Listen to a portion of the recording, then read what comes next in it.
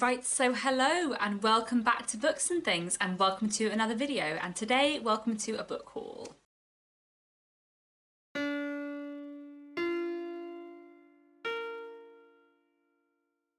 So I have quite a few new books I have acquired lately to show you. This is a bigger book haul than I would like to be doing, considering I did a book haul back in May, which wasn't that long ago. But I haven't actually bought very many of these books. I think only one of these books did I buy, but I have received quite a lot of review copies lately, so I thought I would share with you some of the books that have come onto my shelves lately and tell you a bit about them. So before I get into the other books, the one book I did buy for myself in the last month was this. This is The Travels of Deen Muhammad, an 18th century journey through India. So this is a book that was first published in 1794, and it was the first book written in English by someone from India. And Deen Muhammad is quite an interesting historical figure, a man who was born in India, ended up being part of the East India Company's army, and then later moved to Ireland, lived in Cork, later moved to London and then to Brighton, and became like a famous barber and shampooer in Brighton. And I was recently reading a history book, which I have been reading for historical research, which was talking about Deen Muhammad and also his children and his descendants, and about their lives, and I just found it really interesting, so I wanted to know a bit more about him, so I got myself a copy of this. I thought it might be a fun and slightly different book to read for Jane Austen July, as it came out in the 1790s. And then before I get on to all the review copies I've got lately, I also wanted to show you this very beautiful edition of Our Mutual Friend by Charles Dickens. So the other day my husband Nick was walking through a market and spotted this edition for sale, so he bought it for me because Our Mutual Friend is my favourite book, and he really likes it too. And we initially thought it was a Folio Society edition because it's in a case, as a lot of Folio Society editions are, and it has that kind of like hardback beautiful look. We thought it was an old Folio Society edition, but it's actually something different and something really exciting. I have never come across these editions before. Maybe you have if you're in the US, I don't know. So this book was actually published by the Heritage Press of New York in 1957. And as far as I can see, it looks like the Heritage Press were doing kind of what the Folio Society do now, in the US from the 1930s to the 1980s. So they actually were founded before the Folio Society, which I think started in the 40s. And this is a really, really stunning edition. I think what I'm actually going to do is separately film some like clips of the illustrations in this book, so that you can see how amazing they are. The illustrations are like very stylized in the way that Folio Society ones often are, but as well as having these like full page illustrations, we also have like a little illustration at the start of every chapter, which are amazing and I love the style of. And it's just a really beautiful, gorgeous edition. Also, it is in such good condition. And actually something that came with the book that was just tucked inside it is a little like note sheet talking about what the Heritage Club is. I guess it's from the time, and it says that the paper this book is printed on was specially made for this book by the Crocker Burbank Company of Fitchburg, Massachusetts.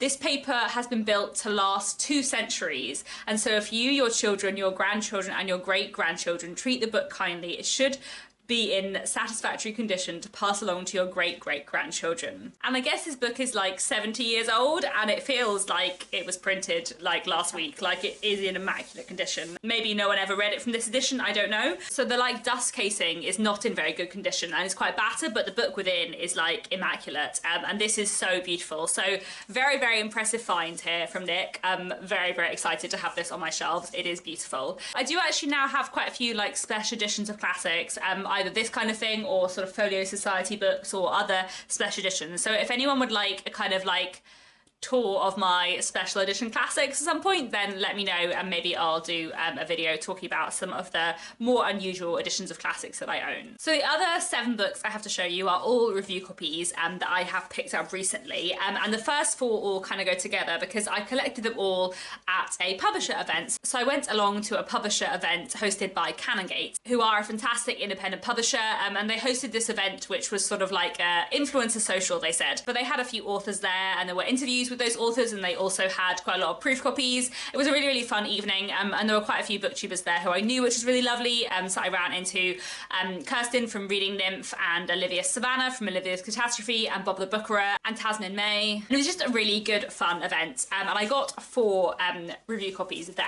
So there were 2 review copies that everyone got kind of in a tote to gift bag, and then I picked up 2 myself from the sort of table of proof copies. I tried to be very restrained. There were a lot of very exciting proofs there, but I only got 2, but I am really excited for them. But first, let me tell you about the 2 books that they put in our gift bags. So this is Monumenta by Lara Hayworth, who was one of the authors who was there on the day being interviewed by Tazmyn-Mei, actually. I'll link their booktube channel down below. They did a fantastic job of like chairing the whole event.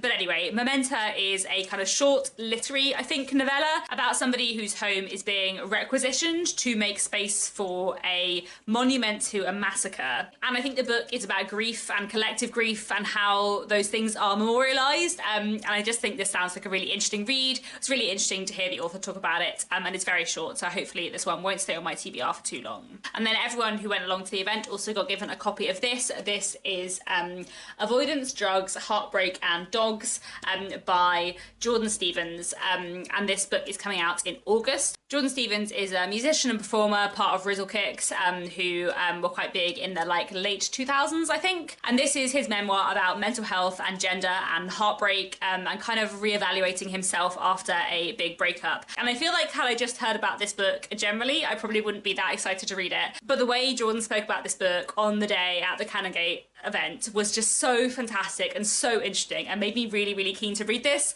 And he spoke a lot about mental health, but also a lot about gender and patriarchy and toxic masculinity, and kind of how he writes about all of these things in this book. And it just sounded really, really good. So I'm very excited to read this. I think this will be a really interesting read, slightly different one for me. I don't read a ton of non-fiction, and I very rarely read memoirs, but this sounded just fantastic. So I'm really excited to get to this one. And then I picked up 2 books for myself from the big proof table that was there at the event. And the 2 that I picked up for myself were the 2 historical fiction books that were there, because of course they were. So here we have this. This is A Bright I Burn by Molly Atkin. And this came out at the start of June, so this is out now. And this just sounded really interesting. So this book is set in 13th century Ireland, which is very early historical fiction. Don't read much from the 13th century. And it's inspired by the true story of the first woman to be burned as a witch in Ireland. So this sounds like a really, really interesting novel. I love historical fiction, so I'm very excited to get to this soon. And then I also picked up this. This is The Heart of Winter by Kevin Barry, which also came out in June, and this is very thin, so hopefully it won't stay on my TBR for too long. And this book is a western about Irish immigrants in Montana in the late 19th century, and this I think should be really interesting, so I'm very excited to get to this. And then I have 3 other books that I was sent for review recently. So here I have The Air of Venus by Laura Shepperson. I have already started reading this one. I am a few chapters in. I'm very near the beginning, but I'm really enjoying it so far. I loved Laura Shepperson's debut novel, The Heroine, so much that I was hugely excited to get a proof of her new novel, which is coming out, I think, in August. This book is set during the Trojan War, and we're partly following a young woman who is kind of caught up in all the political movements of the Trojan War. As I said, I'm very near the beginning, but this is great so far. I love Laura Shepperson's writing. It's so readable and compulsive, and I can't wait to get further on with this. Hopefully you will hear more about this in my June wrap-up at the end of the month. And then I was also sent a proof copy of this. This is The 12 by Liz Hyder, which I'm very, very excited for.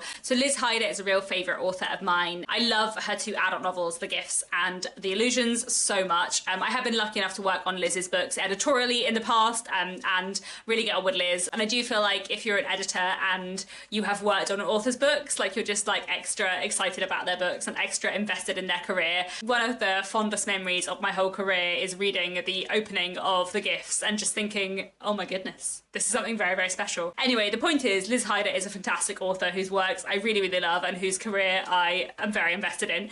And as well as writing historical fiction for adults, she also writes middle grade books. And her first middle grade book, Bearmouth, won a lot of awards. I still haven't read it. It's been on my Kindle for ages and I really want to get to it, and I just haven't got round to reading it. But she has a new middle grade book out later this year, The 12. This is coming out in October, and I'm sure it will be amazing because everything Liz writes is amazing. And this is a book about two sisters, Kit and Libby, who are on holiday with their family when Libby disappears and Kit finds herself in a world, an alternative version of reality where her sister never existed, and she has to work out what's going on. That sounds amazing. I think from the cover there'll be some interesting like folklore stuff going on in here, and I'm just really excited to read it. This just sounds like excellent fun, and I really do want to read more children's literature because I always really enjoy it when I pick it up. Then finally, I was also sent a review copy of Cabaret Macabre by Tom Mead. This is the third book in the Spectre Locked Room Mysteries series. I love the first two books, Death and the Conjurer and The Murder Wheel, and I'm really excited to read the third book, Cabaret Macabre, which I'm sure will be fantastic. I love Tom Mead's books so much. They're just really good fun historical murder mysteries set in the 1930s with amazing characters, fantastic, clever locked room mysteries, and I just always have a great time with these. So it sounds like this one is going to be a bit of a country house murder mystery, which I absolutely love. At the beginning of the book, there is both a family tree and a floor plan of the house, which is very exciting. I do love a good country house murder mystery with a house plan, excellent. And I'm sure this will just be great fun, as Tom Mead's books always are, so I'm really looking forward to this one too. So there we go, a bunch of books that I have acquired lately, adding to my ever-growing TBR, which I have not been getting down as much as I want to in June and July, but you know, that's fine. That's what the rest of the year is for. So do let me know down in the comments if you're interested in any of these books. Otherwise, thanks so much for watching, and I'll be back very soon with another bookish video.